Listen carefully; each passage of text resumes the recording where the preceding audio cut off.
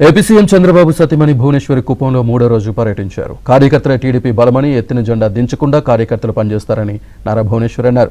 అధినేత ఒక్క పిలుపు ఇస్తే చాలు కార్యకర్తలే పార్టీని ముందుండి నడిపిస్తారని అన్నారు. కుప్పం మండలం వనసలో పర్యటించిన నారా భువనేశ్వరి మహిళలతో సమావేశమయ్యారు.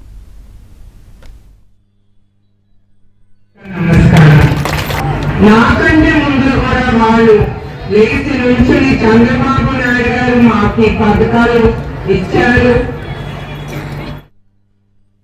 ముఖ్యమంత్రి చంద్రబాబు నిత్యం ప్రజల గురించి ఆలోచిస్తారని, ప్రజలే ఆయన కుటుంబంగా భావిస్తారని చెప్పారు.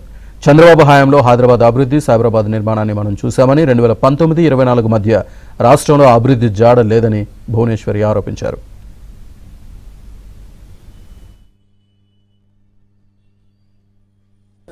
అప్పుడు కౌరవులు ఏం చేశారు? ఆవిడి భర్తని అవమానించాలని సిగ్గు లేకుండా ఒక ఆడదని, ద్రౌపది అమ్మని సభలోకి తీసుకొచ్చి ఆ అమ్మ చీర లాగారు. ఎందుకు?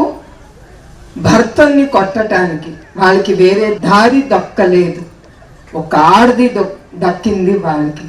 అట్లానే మన అసెంబ్లీలో చంద్రబాబు నాయుడు గారిని హింసించాలని, ఆయనకి ఎదురు దెబ్బ కొట్టాలని వాళ్ళకి తెలిసి నా పేరు లాగారు, నా శీలాన్ని గురించి వాళ్ళు మాట్లాడారు.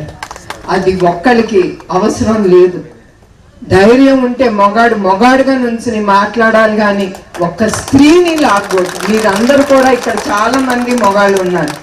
ఒక్క స్త్రీ గురించి మీకు మాట్లాడే హక్కు ఎవరికి లేదు ఇక్కడ.